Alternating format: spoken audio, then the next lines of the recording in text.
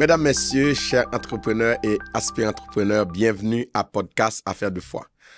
Affaires de foi, c'est un podcast qui fait toute la liaison entre la foi, business, mindset, juste pour vous inspirer comme entrepreneur, pour vous influencer, pour innover, amener l'innovation et surtout pour impacter nos entrepreneurs et aspirants-entrepreneurs. Dans cet épisode, nous aurons le privilège d'accueillir vraiment une femme d'exception, une servante de Dieu, une entrepreneur, une spécialiste en coiffure événementielle. Elle va nous parler.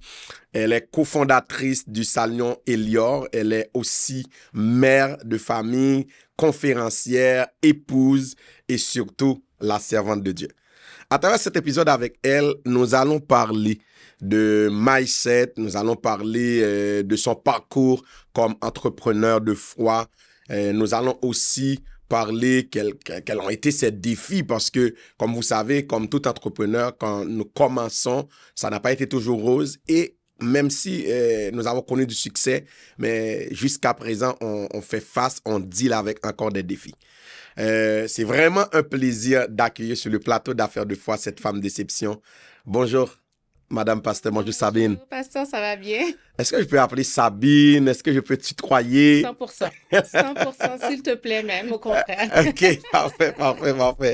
Vraiment, quel plaisir de te recevoir à Podcast Affaires de foi. J'espère vraiment on va avoir une bonne conversation. Oui. Femme de Dieu, entrepreneur. Pour ceux qui ne connaissent pas encore Sabine, malgré que j'ai fait une introduction, mais parlez-nous un peu de toi. Comment tu as commencé en entrepreneuriat? Écoute, bon, tout d'abord, merci pour l'invitation, Pasteur. Ça fait plaisir. Vraiment honorée et j'apprécie beaucoup aussi ton podcast. Donc, Ouais. je suis une femme bénie aujourd'hui. Wow. Alors, comme tu l'as dit, je suis maman, entrepreneur. Je suis mariée au pasteur Caleb Bartellus depuis 14 ans. Ouais. Alors, on a 4 beaux enfants. Écoute, c'est vraiment une vie qui ne s'arrête pas. Ouais, exactement. Je pense que je vais m'arrêter au ciel. Et je pense que ça me fait du bien aussi en tant que femme de me sentir utile, me sentir occupée. Exactement. Je pense que c'est naturel chez moi. Également, oui, c'est ça, comme tu m'as demandé, comment je suis partie. En moyen entrepreneuriat, c'est ça. Alors, moi, j'ai étudié en administration. OK. Ensuite de ça, j'ai travaillé pendant 10 ans pour la SCHL, la Société canadienne d'hypothèque et de logement. Wow. Donc, c'était une très belle aventure. J'ai beaucoup appris. Et j'ai fait aussi de belles connexions là-bas. Mais c'est comme si je sentais tout le temps qu'il y avait quelque chose chez moi qui manquait. C'est comme tu avais aussi un appel divin pour l'entrepreneuriat. Oui, vraiment. Puis, tu sais, je suis pas de nature, j'étais pas de nature à me lancer dans des gros défis comme ça. Tu sais, fait que vraiment, j'ai vu la main de Dieu qui a travaillé avec mon caractère par rapport à ça. Puis, c'est ça, comme je disais, j'avais toujours un sentiment de vide, malgré que j'étais très occupée. Tu sais, je rentrais à 8h30, je finissais à 4h30, mais je me sentais quand même vide malgré tout ce que je faisais. Et puis, je demandais à Dieu, j'ai dit, Seigneur, j'aimerais que ce vide-là soit rempli, mais je sentais qu'il fallait que je parte ma propre entreprise parce que j'aimais beaucoup la coiffure. J'avais étudié en coiffure également, mais j'ai toujours voulu la sécurité. Tu sais, j'ai toujours voulu, j'avais peur du risque et tout, donc j'avais jamais envisagé qu'un jour, je me serais lancée comme ça. Et puis, après 10 ans, il y a eu un événement au travail où il y a eu 200 postes qui ont été abolis, dont mon poste. Wow. Et puis, sur le coup, j'ai trouvé ça très difficile à accepter parce que je m'étais adaptée à mon emploi. Puis c'était rendu mon identité. C'était ta zone de confort. Zone de confort, 100% zone de confort. Et de là étant, c'est ça, mon poste a été aboli, donc j'ai dû quitter. Et puis, c'est lorsque j'ai quitté, j'ai dit, Seigneur, c'est maintenant ou jamais. Tu fais qu'est-ce que tu veux avec moi. Et puis, le Seigneur m'a guidée vers l'entrepreneuriat, qui fait qu'aujourd'hui, ça fait 6 ans que moi et ma partenaire, Guylaine Jérôme, on a parti le salon Elior à Laval. OK. Et puis, voilà, donc c'est comme ça que... Salon Elior, d'où vient ce nom? Écoute, on a beaucoup prié, moi et Guylaine. On est toutes les deux croyantes. OK. Donc, on s'est dit, c'est quoi, Seigneur? Qu'est-ce qu'on va faire quelque chose? On veut le faire pour toi. On veut faire quelque chose qui va te ressembler, quelque chose qui va t'honorer. Et puis, on s'est dit, tu sais quoi, pour le nom aussi, on veut quelque chose qui va te représenter. Alors, le salon Elior, ça veut dire Dieu est notre lumière. Wow. Alors, c'est vraiment une lumière, un phare à Laval. À Laval. OK. C'est ce qu'on veut être, c'est ce qu'on OK. aspire à être. Ouais. Et puis, c'est ça. Donc, c'est de là que ça vient, Salon OK, Elior. OK. En fait, moi-même, c'est comme Salon Elior, c'est une vision entrepreneuriale qui a été dictée par Dieu. 100%. Mais j'aimerais te demander quelque chose, Sabine. Oui. En fait, souvent, moi, je dis ça souvent au podcast ici. Comment tu comprends ton appel à devenir entrepreneur? Comment tu l'as pris? Ben, je pense que... C'est vrai qu'il y a eu un événement, mais quand même, tu as ressenti quelque chose. Exactement. Ouais. Puis ce que tu l'as dit, c'est exactement, j'ai ressenti quelque chose. C'est comme si que ce vide-là, il fallait qu'il soit comblé. Et comment Dieu m'avait guidé, c'est vers ça. Fait que c'est comme si que mon désir n'était pas d'aller, je sais pas moi, ouvrir une ferme. Là. Tu sais, c'était pas ce que le Saint-Esprit avait mis en moi. Fait que je pense que c'est pas tout le monde qui est appelé à être entrepreneur. Fait que Dieu va te guider exactement là où tu dois aller. Wow. Il faut pas se sentir inférieur ou supérieur. C'est pas une job de... un emploi qui est différent l'un de l'autre. Parce que c'est vrai que l'entrepreneuriat, ça peut donner peut-être une idée de « Ah, ben, c'est un homme d'affaires. » Faire aussi ça. Ouais, puis c'est pas moins qu'une personne qui n'est pas entrepreneur ou qui travaille pour un employeur. Pas du tout. Tu sais, c'est vraiment là où ce que Dieu veut que tu ailles, là où Dieu te guide, c'est là que ton appel est. Exactement. Alors moi, c'est ça que c'est le sentiment que moi j'avais, que le Saint-Esprit m'a donné et où ce que Dieu m'a guidé. Puis c'était l'entrepreneuriat, point à la ligne. Donc c'était une confirmation de Dieu que j'ai ressentie. Puis lorsque Guylaine, ma partenaire, elle m'a approchée avec ce projet-là, tout de suite j'ai ressenti en dedans de moi que c'était une confirmation de Dieu. Fait que Dieu va toujours te donner une réponse. Il ne va jamais te laisser dans l'inconnu au niveau de ce que tu dois faire. Donc, il faut juste être à l'écoute. Mais il y a quelque chose qui attire mon attention. Là, tu as parlé de ta partenaire. C'est comme vous avez cofondé ensemble. Comment tu as commencé cette expérience-là, ce partnership? Qu'est-ce qui t'a motivé? Parce que souvent, moi-même, j'ai été vraiment approché par beaucoup de personnes pour faire du partenariat. Il y en a que j'ai commencé, mais je comprenais Dieu ne voulait pas. Il y a d'autres partenariats que j'ai eus qui ont eu du succès. Mais comment tu fais quand quelqu'un t'approche avec un autre projet, un business? Comment tu fais pour choisir ton partenaire, mais ta partenaire? Oui, très bonne question. Et on peut être guidé vers la bonne ou la mauvaise personne simplement parce que la personne offre aussi. C'est fait que c'est vraiment une paix simplement que j'ai ressentie. Lorsqu'elle est venue vers moi, je ne me suis pas sentie stressée ou bien j'ai pas senti que j'étais comme est-ce que j'y vais pas. Tu sais, j'ai senti que oui, j'avais peur du risque, mais j'ai pas eu peur du partenariat. Exact. C'est comme la paix que j'ai ressentie par rapport à Guylaine. N'était pas... était clair, plutôt. C'était très, très clair. Donc, c'est juste un sentiment. Puis, il ne faut pas... des fois, on a l'impression qu'il faudrait quasiment qu'on entende une voix. Quelque chose comme ça. Moi, je ne vois pas l'Évangile comme ça, puis je ne vois pas Dieu comme ça. Non plus. Ça peut arriver que c'est comme une voix qu'on peut... Parce que la Bible le dit, Dieu parle tantôt d'une manière, tantôt d'une autre. Exactement. Exact. Dans mon cas, c'était pas... je ne m'attendais pas à voir un oiseau spécial passer dans le ciel. Puis j'ai demandé à Dieu, j'ai dit, Seigneur, je veux juste ressentir que c'est ta volonté. Puis Dieu me l'a fait sentir très clairement en instaurant juste une paix en moi. Puis j'ai compris que c'était sa volonté. Et je le vois aussi au travers de notre parcours à moi puis Guylaine, comment on travaille ensemble, comment qu'on s'entend, comment qu'on prend les décisions aussi. Je vois que tout est toujours dans la paix. On n'a jamais eu de chicane, on n'a jamais eu on a des divergences d'opinion, évidemment. Exact. On n'est pas exactement. Un seul être. Exact. Mais tout se fait toujours dans la paix. Wow. Donc, c'est là que j'ai vraiment... moi, c'est mon mot d'ordre entre moi et Pierre. Wow. Ouais. Mais là, j'ai vu sur ton profil Instagram, Bridal Hair. C'est comme, est-ce que vous spécialisez, parce qu'il y a beaucoup de salons, mais est-ce que votre salon est un salon spécialisé? Qu'est-ce que vous faites? Ouais. Mais en fait, on est spécialisé pour un peu tout.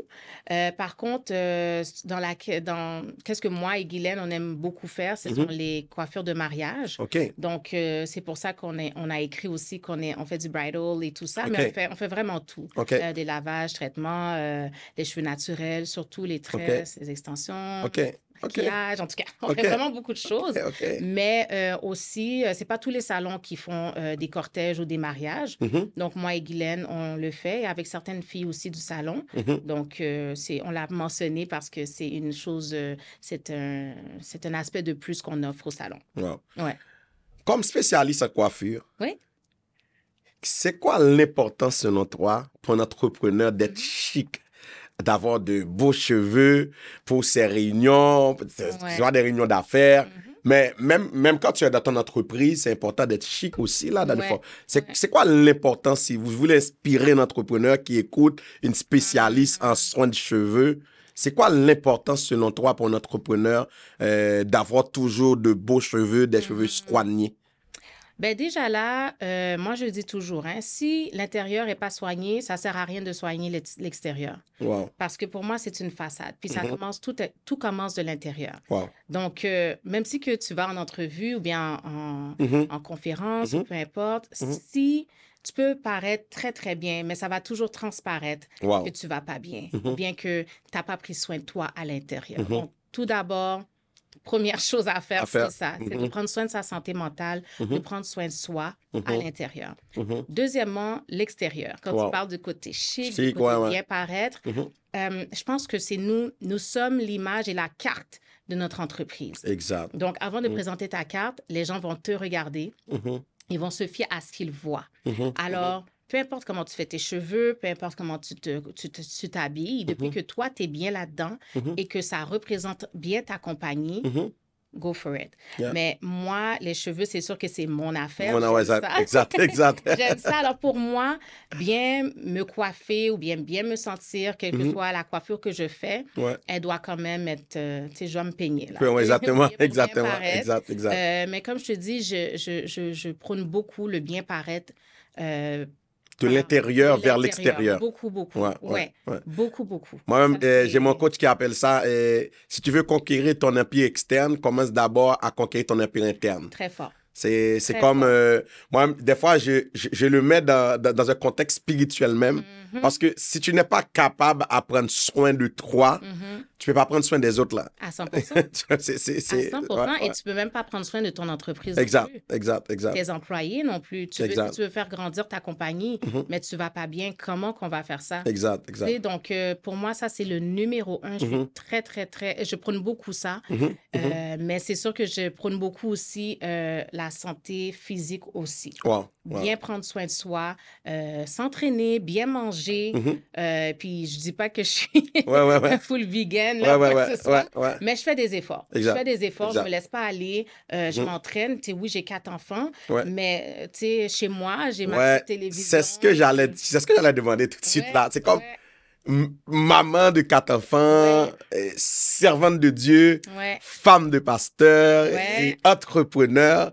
Mais comment tu jongles avec tout ça pour garder un bon équilibre? Parce que cette semaine, dans cette série d'épisodes, on parle de mieux-être avec les entrepreneurs, on parle de santé mentale, on parle de mindset. Comment tu fais? Comment tu fais pour avoir cette, disons, il y a Chama qui appelle ça et cette harmonie, pour garder cette harmonie. Ah ouais, puis Chama, elle en a 4 aussi.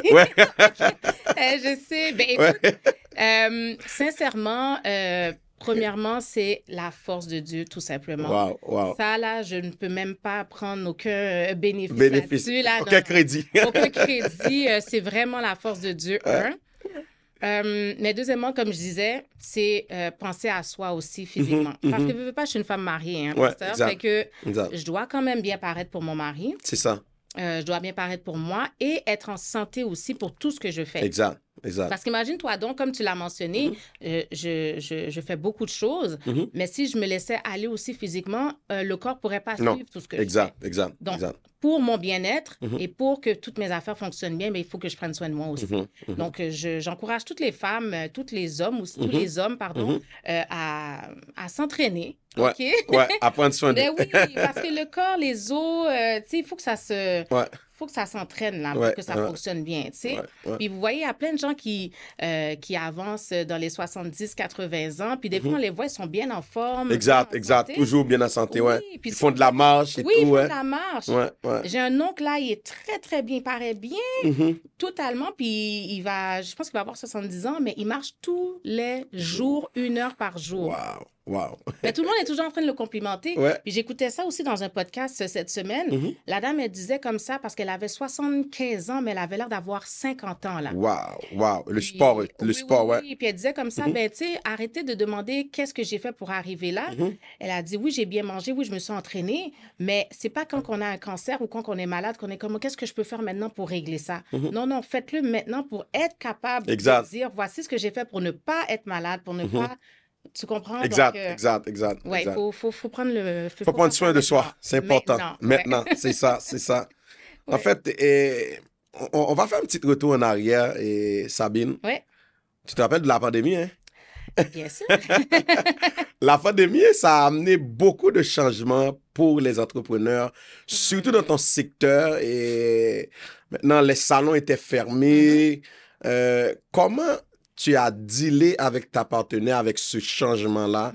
Et en termes de... C'est quoi le mindset que tu peux inspirer aux entrepreneurs face aux imprévus? Parce qu'il y a eu des mariages quand même si c'est avec 10 personnes, mais quand même, les gens voulaient avoir une belle coiffure.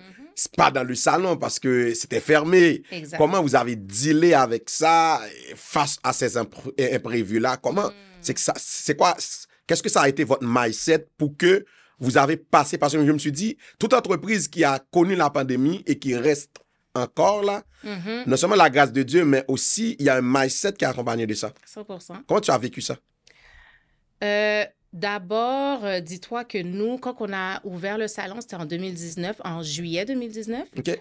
Et la pandémie est arrivée en mars 2020. Wow. Donc, ça faisait à peine quelques mois, même pas un an. Ouais. Donc, dis-toi qu'on est... exact. On l'a eu en plein dedans, là, la pandémie. Ouais. Donc, tout bébé naissant. Et puis, tu sais, ça a été quand même une épreuve inconnue pour tellement de gens. C'est ça. Je pense que je l'ai vécu un peu comme tout le monde.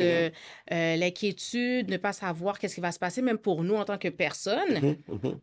Et ensuite, nos entreprises... oui, on a dû fermer, financièrement parlant aussi. On n'avait plus de revenus au salon pour pouvoir subvenir aux besoins du salon et tout. Mais sincèrement, Dieu a fait des miracles.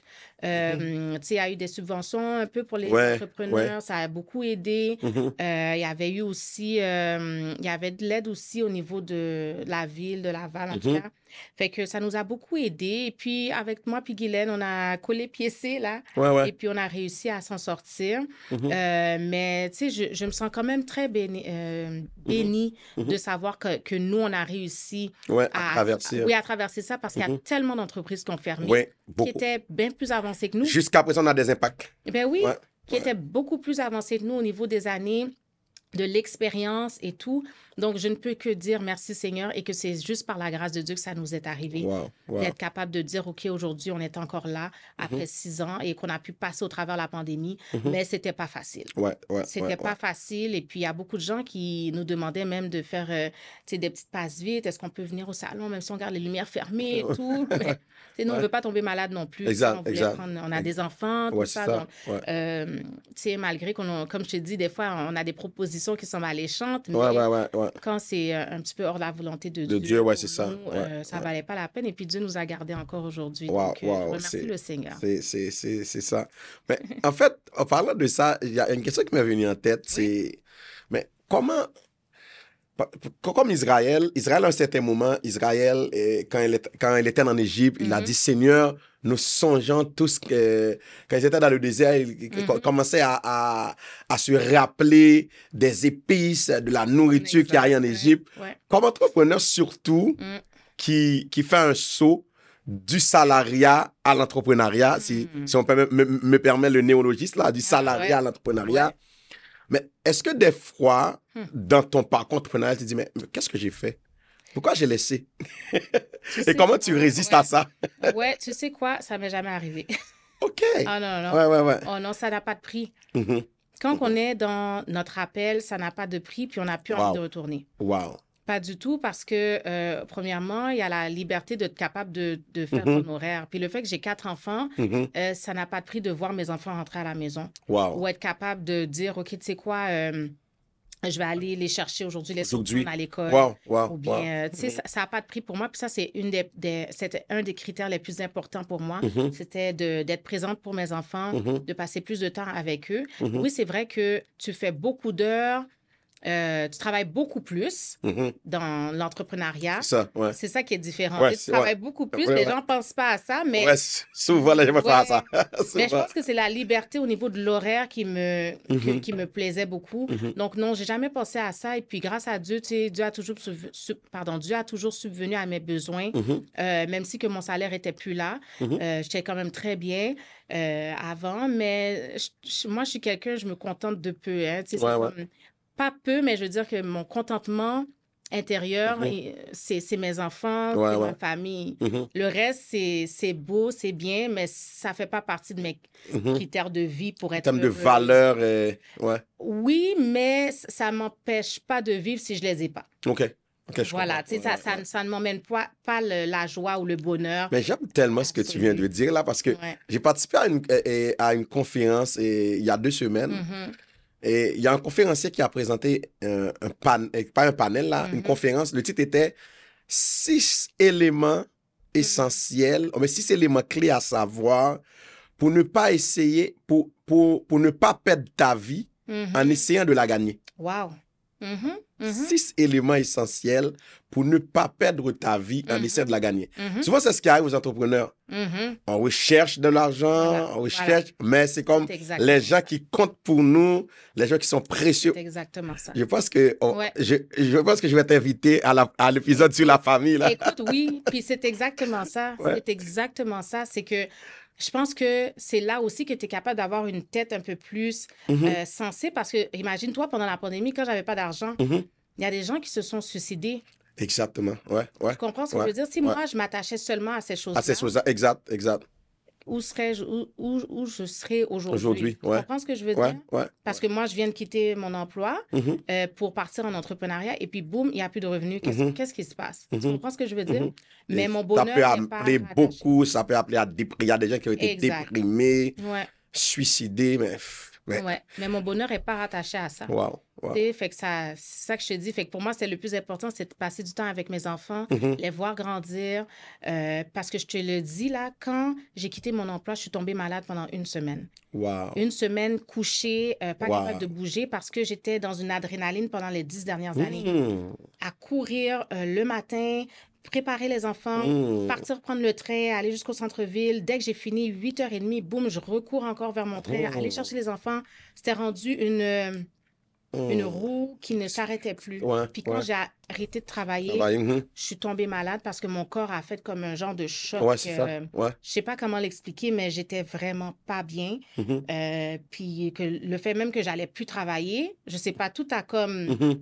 Tout m'a frappé en même temps. De réaliser comme, OK, là, demain, lundi, je recommence pas pour de vrai, là. Je suis pas en congé de maternité, je suis pas en vacances, je retourne plus là où j'ai travaillé 10 ans de ma vie, là. C'est fou. Fait qu'il y avait déjà l'aspect mental qui a frappé, mais l'aspect physique que mon corps a juste lâché. Puis j'étais vraiment mal, je suis restée couchée, je pouvais même pas bouger les membres et tout, mais... c'est ça. Fait que je me suis pas rattachée à l'argent, comme je te disais tout à l'heure. Et puis, je m'attache plus à ces choses qui sont plus importantes pour moi, personnellement. C'est le temps. Fait que non, je me suis jamais reposé des questions. Est-ce que je retourne ou pas? Je préfère être entrepreneur. C'est ça. Mais en fait, Sabine, on parle de mindset autour de l'émission. Autour du podcast, on parle de mindset. Mais en fait, est-ce que tu peux nous partager un épisode de ta vie où la façon dont tu comprends le mindset, l'état d'esprit, ça a t'a aidé à transformer un défi en opportunité? Wow. Un défi en opportunité. Mhm. Écoute, mon plus gros défi à date, c'était de laisser mon emploi, là. Ouais. C'était quand même ça. Mhm. Bonne question. Un défi en opportunité. Pour de vrai, je pense que c'est vraiment... c'est la plus grosse étape de ma vie, c'était mon emploi. Mhm. C'était mon plus gros défi parce que c'est... tu sais, je te dis ça pourquoi? Parce que la tentation aussi Ouais. peut faire Ouais. partie de... SCHL, c'est une en parenthèse, c'est Ouais. une société publique C'est aussi? gouvernement du Canada. OK, c'est une société canadienne aussi. Oui, oui, Parce oui. qu'on parle de pension. Oui. Ah non, Ouais, écoute, c'est la chose qu'on m'a dit quand on voulait m'arrêter là quand j'ai laissé le gouvernement. On m'a dit oui. pension et Ah tout. oui, Moi, j'ai c'est dit ça, non, justement. je veux me sentir bien. Voilà. Ouais. C'est tout ça aussi qui vient jouer dans le mot défi. Mhm. C'est de voir que tu laisses tout ça Mhm. sans savoir vraiment quelle opportunité qui va venir devant toi, tu sais. Fait que moi, il y a les gens aussi, comme j'ai souvent raconté, que quand je devais quitter, il y a une dame à mon travail qui est venue, puis elle m'a dit Sabine, écoute, j'ai trouvé un poste là, maintenant tu commences lundi. Et puis, lorsque elle m'a vue, lorsque je l'ai regardée dans les yeux, il y a quelque chose en moi qui a dit Sabine, est-ce que tu vas le prendre ou tu vas le laisser? Parce que là, tu as encore cette sécurité qui est devant toi, tandis qu'il y en a 200 qui ont perdu leur poste. Et tu es la seule là qu'on a trouvé un poste là maintenant. Le jour que je devais partir, pasteur. Puis je partais un vendredi, là, je me rappelle. Et puis, elle m'a dit, viens me voir dans mon bureau, je vais te présenter l'emploi et tout. Puis, sérieusement, c'était très alléchant. Très alléchant. L'offre très alléchante. Ah, ouais. Mais en même temps, il y a quelque chose en moi. Le Saint-Esprit m'a dit, non, Sabine, j'ai une meilleure opportunité pour toi. J'ai une meilleure option pour toi. Puis, j'ai regardé la dame, j'ai dit merci, mais malheureusement, je vais devoir décliner.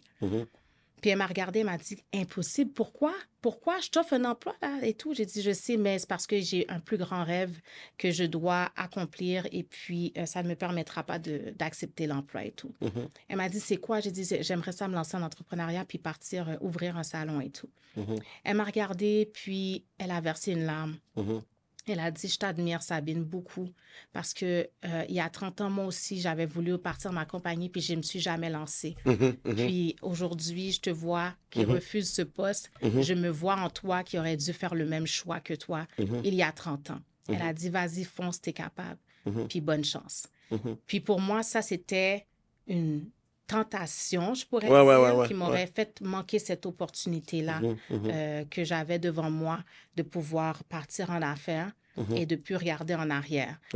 Fait que c'est pas un défi en parenthèse, c'est plusieurs types de défis, de tentations. Je peux mettre ça ensemble. Ensemble, exactement. Ou des gens aussi de la famille ou des gens, des amis qui sont comme, t'es sûr, est-ce que tu penses que, etc. Puis te mettre en doute, tu sais, des choses, des paroles qui pourraient venir même détruire ton rêve. Exact.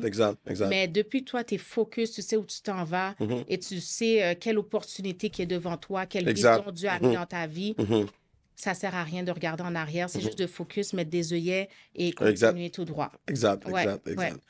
Moi-même, il y a quelque chose que j'ai développé cette fin de semaine. OK. J'ai dit c'est comme une pensée. Je suis réveillé, puis je réfléchissais. J'ai dit, mais comment quelqu'un peut faire un impact? C'est là que le Seigneur m'a fait... parce que nous autres, dimanche, à notre église, on avait un dimanche Pâques à l'aube. OK, ouais. 5 h du matin, on était à l'église pour un culte de 5 h du matin à 8 h. Oh. Puis c'est là, beaucoup. Et puis, mais il y a beaucoup de gens autour de moi qui disent, mais pourquoi vous faites un service à 5 h? Et puis c'est là que le Seigneur m'a fait comprendre quelque chose. Et puis j'ai partagé ça avec, j'ai fait une petite vidéo, j'ai pas encore partagé. J'ai dit, si vous voulez faire une différence, si vous voulez impacter, faites les choses différemment. 100%.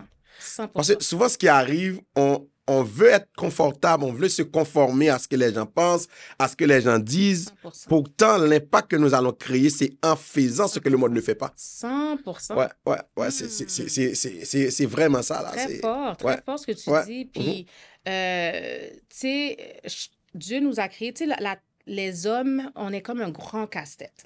Un grand casse-tête où ce que tout le monde doit être à sa place. Ouais, exact.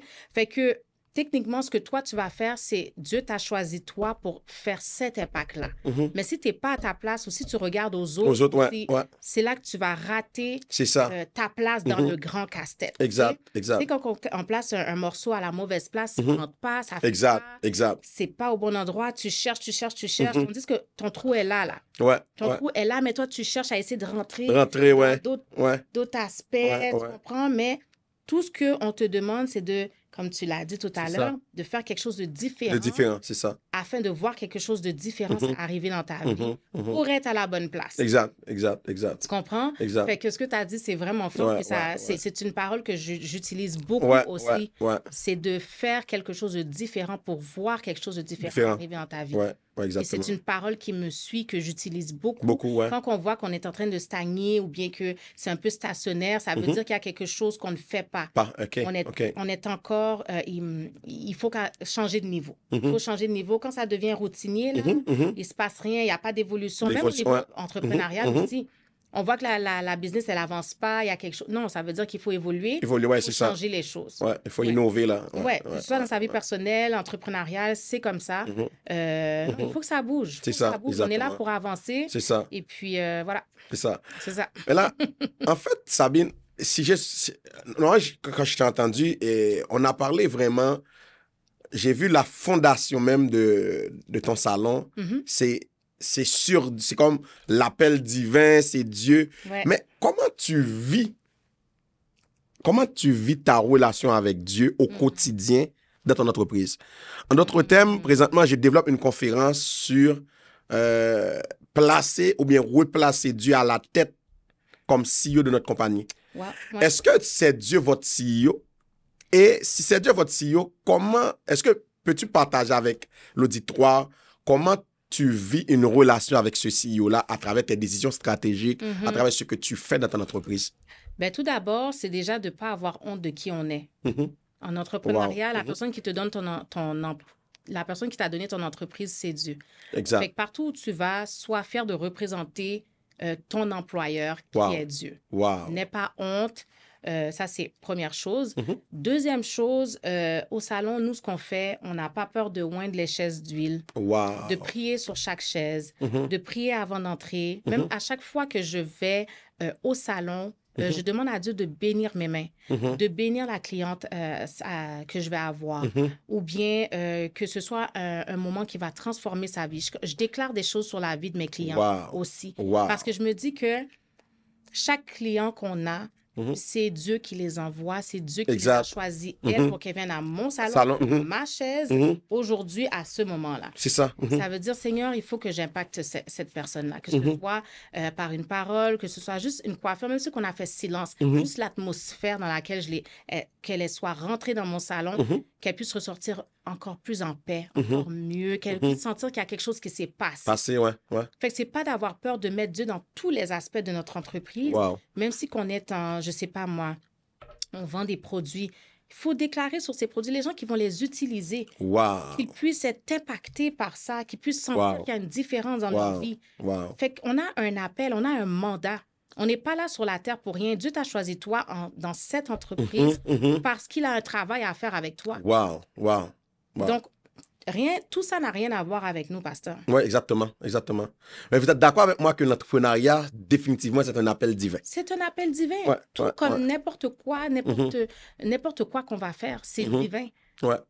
Peu importe, même à l'Église, qu'est-ce qu'on va faire comme ministère, c'est un appel divin. Tout a rapport avec le travail de Dieu, avec le plan de Dieu. Il n'y a pas de hasard, il n'y a pas de « Ah, ben tu sais quoi, peut-être qu'elle pourrait faire ça pour moi puisqu'elle va... » Dieu savait déjà tout ça en avance. Alors Dieu a dit « Tu sais quoi, elle va venir s'asseoir sur la chaise de Sabine parce que je veux que Sabine lui dise telle affaire qui va transformer sa vie. » Point à la ligne. C'est un exemple, mais il y a dans tous les aspects entrepreneuriaux, dès qu'on est consacré aux choses de Dieu, Dieu va nous utiliser pour impacter, puis c'est pour ça qu'on est là. Exact. Voilà. Sabine, tu es femme de pasteur. Yes. Maintenant, comme femme de pasteur, souvent dans l'entrepreneuriat, on a beaucoup de femmes. Mais comment tu accompagnes toi-même, femme de pasteur, ces femmes entrepreneurs qui sont dans ton église. Est-ce que tu les accompagnes? Comment ça se fait? Parce que à travers ce podcast aussi, on essaie de faire comprendre aux ministres de Dieu, aux leaders évangéliques, de prendre soin des entrepreneurs. Parce que ce sont des évangélistes pour le royaume. 100%. Parce que la vision que Dieu m'a donnée pour le podcast, c'est le Seigneur m'a dit qu'il va amener un réveil dans les nations, mais ça va se passer par les entrepreneurs. Et de plus en plus, c'est important pour nous comme ministres de Dieu, comme leaders spirituels, de prendre soin de notre entrepreneurs.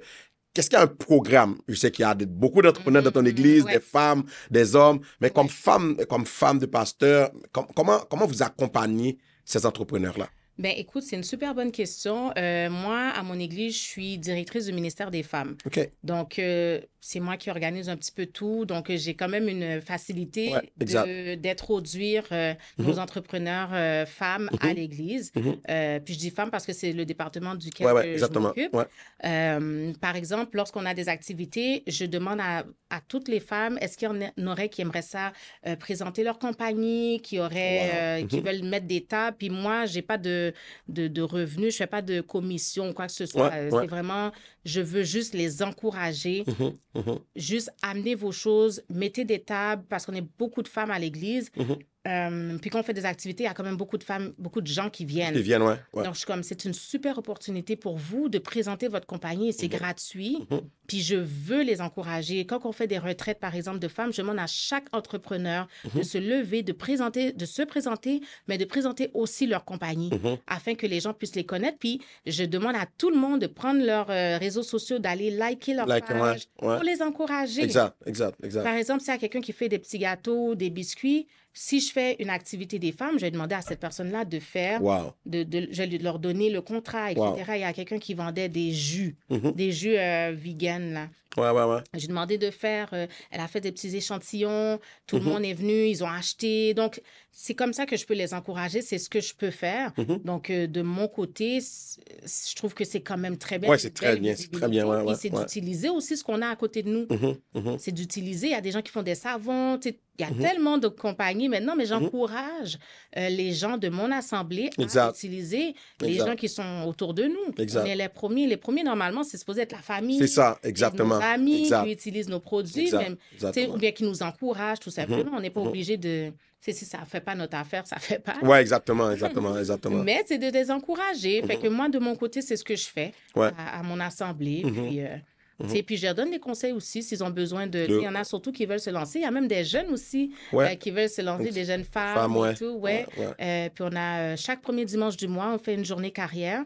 C'est bon, avec les jeunes. Il y a un entrepreneur de l'Assemblée qui va dans la classe des jeunes, présenter sa compagnie, puis expliquer comment il est parti en entrepreneuriat, etc. C'est toutes des idées là, que vous donnez aux pasteurs, aux leaders chrétiens. Là. J'ai trouvé ça tellement super. Puis à chaque dimanche du mois, les jeunes vont dans leur classe et puis c'est un entrepreneur. Moi, j'ai déjà été présenter ma compagnie, puis les expliquer comment faire et tout. Des fois, c'est même pas nécessairement compagnie, c'est infirmière, n'importe qui qui a une carrière, d'expliquer qu'est-ce qu'on fait. Donc, c'est comme ça qu'on encourage les gens à utiliser nos services. C'est ça. C'est ça. Voilà, présenter leur compagnie. Mais Sabine, comment votre foi a-t-elle influencé ton parcours comme entrepreneur? C'est ça. Comme je disais au début, si c'était pas la foi, la paix de Dieu, d'avoir entendu la voix de Dieu, jamais je me serais lancée. Jamais. J'ai trop peur et je viens pas d'une famille non plus où il y a des entrepreneurs. Tu sais, il y en a pas beaucoup là qui ont une vision entrepreneuriale. Non. Tu sais, le plus important, c'est d'avoir un diplôme où j'étais infirmière, où j'étais avocate ou bien ingénieur. C'est Alors, lorsque je suis sortie du cadre là, on m'a posé des questions. T'es sûr parce que tu peux ne pas avoir d'argent, tout ça, tu sais, tout le négatif. Mais je pense aussi des fois, peut-être c'est la culture aussi, tu sais, je sais pas, tu sais, mais on n'est pas très encourageant au début. Mais c'est peut-être la génération aussi qui change, hein, pasteur. La génération change. La génération change. Parce que moi, mes enfants, je les encourage à vendre même des bonbons. Ça change là, ça change et vraiment, et je vais avoir comme toute une série d'épisodes là sur la transmission générationnelle. Parce que c'est pour moi, c'est vraiment important. Je regarde les modèles chez les Arabes, chez les Italiens. Voilà. Moi-même, j'ai un magasin italien près de chez moi. Je vois durant l'été, les enfants viennent pour vendre dans le magasin. Ils viennent faire du nettoyage. Mais je me suis dit, c'est important, la transmission générationnelle comme entrepreneur. À 100%. Ouais. À 100%. Puis moi, je te dis, je les encourage. Puis tu vois qu'ils veulent apprendre. Comment je fais pour vendre ça, maman? Ils essaient de vendre des choses sur Marketplace. Alors, maman, j'ai plus besoin de ce bâton de hockey. Est-ce que je peux le vendre? Ouais. Fait que je dis pas que c'est pour tous, comme j'ai dit, mais je pense que de manière générationnelle aussi... c'est ça. On essaie de transmettre un peu ce qu'on a appris. Exactement. Et tout. Donc, exact. Voilà, je me rappelle. En fait, Sabine, s'il y a un verset ou bien une expérience qui t'a marqué, c'est comme qui constitue une fondation pour ton business. S'il y a un verset qui te marque en particulier? Mon Dieu, il y en a tellement. Juste pour ton business, là, pas pour ta vie, pas pour... ouais. Ben, je peux dire que surtout, c'est tout ce qui est Proverbe 31. OK. La femme vertueuse. Wow. Ça, là, c'est même pas un verset, c'est toute la femme vertueuse. Okay. Ouais. Toute la femme vertueuse. Le fait qu'elle se levait le matin, qu'elle allait, qu'elle disait à ses servantes quoi faire pour être sûre que tout était déjà bien établi. Tu sais, ça fait partie de la discipline. Elle parle aussi du fin lin. Tu sais, elle était vraiment une femme minutieuse. Tu sais, une femme qui prenait vraiment le temps d'organiser sa journée. Elle se levait tôt. Puis ça fait partie aussi de mes valeurs. Vouloir se lever tôt, être disciplinée, vraiment prendre le temps de s'organiser, mettre un calendrier, savoir qu'est-ce qu'on va faire pendant la journée. Remettre notre journée à Dieu. Tu sais, ce sont des principes bibliques que je trouve qui sont extraordinaires. Extraordinaires. De prendre le temps aussi de lire le matin. Un temps pour soi avec Dieu. Oui, j'ai des enfants, pasteur, puis je t'avoue que des fois, là, pendant que je suis en train de prier, il y en a un, parce que j'essaie tellement de ne pas commencer ma journée sans Dieu, que j'essaie de le faire avant qu'il se réveille, mais il y en a toujours un qui se réveille quelque part avant. Dans ma prière. Puis je suis comme, Seigneur, excuse-moi. Là, je suis comme, oui, tel, qu'est-ce qu'il y a? Mais je pense que Dieu voit mon cœur. Ouais, c'est ça. J'essaie vraiment de commencer ma journée avec Dieu. Fait que je me lève un peu plus tôt aussi, puis il y a avec Femmes de foi en affaires aussi. Des fois, à 5 heures du matin, avant de se lever et tout. Donc, tu sais, c'est une habitude que je prends de me lever tôt le matin, mais d'être disciplinée au niveau de mon horaire, surtout. Parce que j'ai tellement de choses à faire que si je ne l'écris pas, c'est ça. Ta journée, finalement, elle fait juste un rond, puis tu penses que tu as fait quelque chose, finalement, tu es comme, finalement, je ne l'ai pas fait. Puis laisse-moi le mettre à demain. À demain, finalement, ça traîne, on procrastine. C'est ça. Et on perd tout, on perd du temps. C'est ça. Ouais. Maintenant, quel est l'objectif de croissance avec Salon Elior? Oh, mon doux. Ça dépend. L'objectif, c'est sûr qu'on aimerait ça avoir des produits, plus devenir vraiment un endroit où on s'arrête une seule fois. Là, on peut acheter nos produits, nos cheveux, etc. Donc, éventuellement, c'est là où on s'en va. Mais aussi, l'objectif, c'est surtout d'impacter. Puis, tu sais, on a notre... D'impacter. J'aime le mot impact, là. Ouais. On veut faire la différence. Puis nous, notre but, c'est vraiment que la beauté intérieure ressorte à l'extérieur. Fait que c'est vraiment de travailler avec les gens. Puis il y a eu des fois où on a prié avec des gens, pasteur. Au salon? Oui, au salon. Juste la musique, tu sais, surtout quand les gens viennent pour se marier. Tu sais, t'arrives un matin, la musique qu'ils écoutent, tu sais, ils se sentent déjà bien, en paix. Puis on a souvent reçu ça au salon comme commentaire. Puis c'est ça un peu qu'on essaie de garder comme atmosphère au salon. C'est vraiment quelque part où on se sent bien, on se sent reposé. Reposé. Tu sais, quand tu vas faire tes cheveux, t'es calme, t'es dans ton espace, c'est ton moment à toi. Fait qu'on veut vraiment que l'atmosphère reste une atmosphère de paix. Dans les prochaines années, est-ce qu'on espère avoir un autre salon Elior dans d'autres endroits à Montréal? I hope, j'espère, je prie, je le sens aussi, j'espère. C'est sûr qu'on aimerait ça, mais là, on est encore dans la première... le premier salon, mais éventuellement, oui, on aimerait vraiment ça.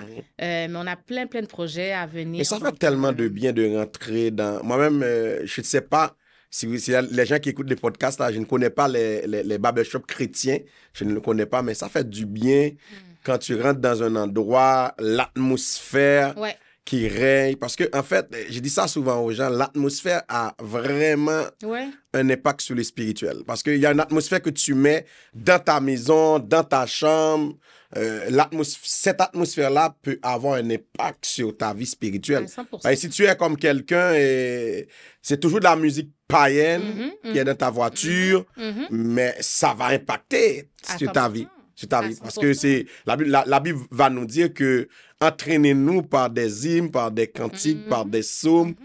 Si tu t'entraînes avec d'autres choses, ça va impacter ta vie. Là. À 100%. Ouais. À 100%. Puis, tu sais, c'est un choix personnel, mais moi, personnellement, tu sais, il y a certaines musiques que j'écoute pas parce que je sais que c'est pas des musiques qui vont me propulser. C'est ça. Tu comprends? Exact. Moi, je cherche toujours quelque chose qui va me propulser, qui va me Exact. pousser plus loin. J'écoute des podcasts. J'écoute des choses qui font avancer ma vie. Exactement. Tu Exactement. comprends? Fait que, personnellement, moi, j'essaie d'entourer ma vie de gens aussi qui vont propulser ma vie, qui vont m'aider à me propulser.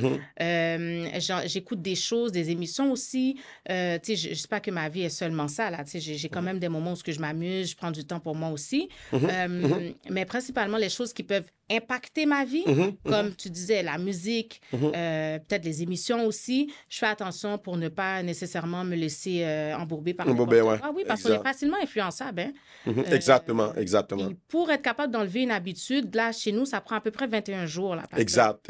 Fait qu'après que tu as fini d'embourber ta tête de musique qui disent je sais pas moi, des bêtises ou des choses négatives ou des choses qui vont pas t'aider à grandir, ben, qu'est-ce que tu penses que ta vie va refléter? C'est ça. C'est ça. Donc, tu sais, j'empêche pas les gens d'écouter ce qu'ils veulent, là. C'est leur décision. C'est leur décision même. Moi, pour me propulser personnellement. Comme Jésus a dit, je ne sais pas ce que vous faites, mais moi et ma maison, c'est ça, nous servirons l'Éternel. C'est vraiment ça. C'est un choix. Puis la vie chrétienne, c'est un choix aussi. C'est ça. C'est un choix, puis ça vient à chacun à un moment donné dans sa vie. Fait que moi, j'ai déjà passé cette étape-là. Je suis bénie, puis je continue à prier pour tout le monde aussi. En fait, il me reste 2 questions à te poser, Sabine. Oui, bien sûr. L'avant-dernière question, c'est comment toi-même, entrepreneur de foi, tu comprends le succès entrepreneurial? C'est quoi faire du succès pour toi? Écoute, comme je t'ai dit tout à l'heure, oui, on fait la business pour avoir de l'argent. De l'argent, on va pas se mentir, l'argent, ça nous permet c'est ça, de vivre, mais le succès, ça vient d'en vivre de sa passion. Wow. Depuis que tu es dans ta passion, dans quelque chose que tu aimes faire, que tu fais facilement, naturellement, pour moi, le succès va s'en suivre. Quand on force quelque chose, c'est là qu'on n'a pas le goût de se lever le matin. Exact. On n'a pas le goût de travailler sur notre entreprise. On n'a pas le goût de développer notre entreprise. Donc, si Dieu t'a donné un don, Dieu t'a donné une facilité à faire quelque chose, exploite-le. Wow. Exploite-le. Prends le temps de travailler là-dessus, de l'écrire, d'étudier là-dessus, de te former là-dessus afin de vivre un succès monstre. Parce que moi, il m'a donné un don, toi, il t'a donné un don, pasteur. Je ne peux pas faire ce que toi, tu fais. Mais si toi, tu le fais parce que ton don est naturel, ton don vient de Dieu, tu vas voir que le succès va être plus facile pour toi que moi qui va forcer à être, à devenir ce que toi, tu dois être. Fait que pour moi, c'est ça le succès, pasteur, c'est vivre de sa passion. Vivre de sa passion, wow. Le succès, c'est vivre de sa passion. Mais je vois beaucoup d'entrepreneurs qui font de la compétition. Toi, tu as plus d'argent, toi, tu as moins d'argent. Mais on redéfinit le succès. Mais le succès, c'est mental aussi. C'est mental, c'est ça. Pasteur, on peut avoir tout l'argent du monde. On peut dire que ça, c'est le succès. Mais si tu es malheureux ou si tu n'es pas heureux, tu n'es pas épanoui dans ce que tu fais, est-ce qu'on peut qualifier ça de succès? Oui, tu as un succès financier. Mais pour moi, le succès commence déjà avec soi-même. Si tu n'es pas bien, tu es juste bien parce que tu as plein d'argent. Puis, tu comprends, ça va finir par flouer quelqu'un là pour de l'argent. Fait que moi, comme je te dis, je précise toujours que c'est mon opinion, c'est moi, mais pour moi, mon succès personnel, c'est de vivre de ma passion. C'est ça. Là, je sens que ta passion pour les gens, ta passion, quand tu vois quelqu'un venir au salon, qui est impacté par ta foi, qui est impacté par tes valeurs, c'est ça ton succès. C'est ça mon succès. C'est ça, quand je vois quelqu'un qui sort de mon salon puis qui dit « Regarde, merci Sabine pour ce moment, merci de m'avoir rendue belle intérieurement et belle physiquement. Pasteur, je peux partir à l'extérieur puis j'ai accompli tout ce que j'avais à accomplir. C'est ça. Tu comprends? Oui, mais il y a quelqu'un qui a dit une fois, après ta mort, qu'est-ce que tu vas laisser? Si tu vas laisser de l'argent, il y a beaucoup de personnes qui ont plus d'argent que toi. 100%. Mais si tu laisses un impact, ou bien des impacts, c'est plus fort que ton argent. 100%. Ouais. Impact, et puis c'est l'impact aussi générationnel. Exactement. Tu sais, qu'est-ce que tu as légué à tes enfants? Exact. Moi, si j'ai rien laissé, on se rappelle même pas de moi, on m'a enterré, on a lancé de la terre sur ma tombe, et puis tout le monde s'est retourné, sont allés manger des pâtés puis boire du cola. Ouais. Si personne ne se rappelle de ce que j'ai fait. Ouais. Ben, je trouve que mon mandat, même spirituel, est-ce que je l'ai accompli? Est-ce que je l'ai accompli? Parce qu'on est sur la terre pour impacter, on est sur la terre pour transformer. C'est ça. Dieu nous a choisis, nous, pour transformer un autre. Mais si je n'ai même pas pu accomplir ça, je n'ai même pas accompli mon mandat spirituel. Exactement. Donc, si tu n'as pas laissé une marque... Ouais, c'est ça. C'est... Je sais pas. Est-ce que c'est du succès? Est-ce que ou pas? Qu'est-ce que Dieu dira de moi? C'est ça. Moi-même, je dis souvent, et il y a une journée, je réfléchis du Seigneur, si je meurs maintenant, qu'est-ce que tu vas dire de moi? Est-ce que j'ai accompli ta mission sur terre? Mais c'est ça. Mais tu sais, on n'est jamais satisfait. Ouais, c'est ça. Moi, je suis comme Seigneur. Oui, c'est vrai que tu m'as donné ça, tu as fait ça avec moi, mais je suis comme, oh mon Dieu, il en faut je veux tellement faire de choses, j'ai tellement de choses à faire. Je suis comme, Seigneur, prends-moi pas maintenant. Là, c'est ça. Exactement. On veut tellement faire. Dieu a tellement mis de choses sur notre cœur, mais comme je te disais, pasteur, la procrastination, c'est là que quand on va arriver au ciel, Dieu va nous demander c'est ça. Qu'est-ce qu'on a fait. Qu'est-ce qu'on a fait. Exact. Parce qu'on avait le temps, mais on n'était pas organisé. Exactement. Donc, voilà. Sabine, vraiment, on arrive vraiment à la fin. Mais déjà, je suis vraiment... quand je peux dire ça, je suis vraiment... je vais pas partir là. Je suis encore sur ma soif.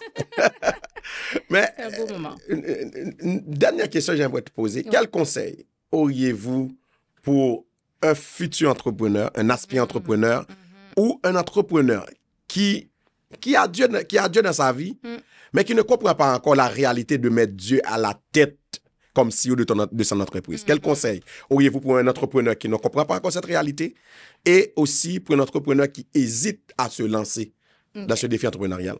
Tout d'abord, oui, tout doit être fait avec le Seigneur. Mais aussi, il faut... pour moi, quelqu'un qui bâtit une compagnie doit déjà le bâtir sur le roc. Il faut être formé dans ce qu'on fait ou bien avoir naturellement un don ou quelque chose. Je peux les conseiller d'aller à l'école pour étudier, mais de devenir... devenir expert dans son domaine. Wow.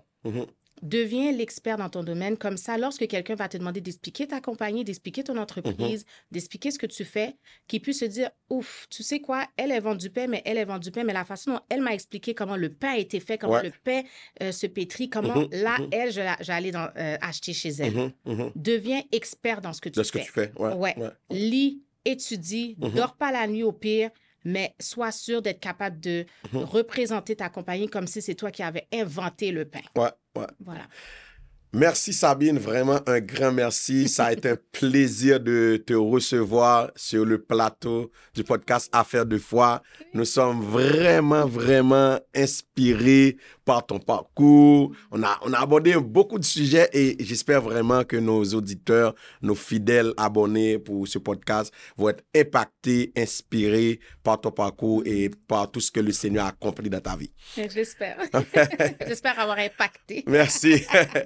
Merci. Mesdames, Messieurs, merci d'avoir assisté à cet épisode. Vraiment un épisode très enrichissant, très inspirant. On a eu comme invité Sabine Mardy-Barthelus. C'est une femme de Dieu, une femme de foi, une entrepreneur, une mère, une épouse, une passionnée, je dirais, de la coiffure, de tout ce qui est soins capillaires. Ça a été vraiment une conversation enrichissante. Et nous remercions vraiment We Christ pour notre partenaire officiel pour le podcast. Et nous remercions chacun de nos fidèles partenaires, Dame Sarah, Live Production, Empower, Royalty, Natural et aussi Femmes de foi en affaires. Femmes de foi en affaires, c'est un réseau de femmes femme qui est là pour vous accompagner comme femme. Si vous voulez avoir de l'accompagnement, avoir un espace pour vous développer, pour innover, vraiment, je vous invite à aller sur la page de Femmes de foi en affaires. Vous allez découvrir cette belle organisation-là. Et nous vous remercions d'avoir été des nôtres. N'oubliez pas de vous abonner à notre chaîne YouTube pour, si vous voulez suivre encore, vous voulez avoir plus de podcasts à venir, vous voulez les voir. Et merci d'avoir été là. Sois impacté et sois béni.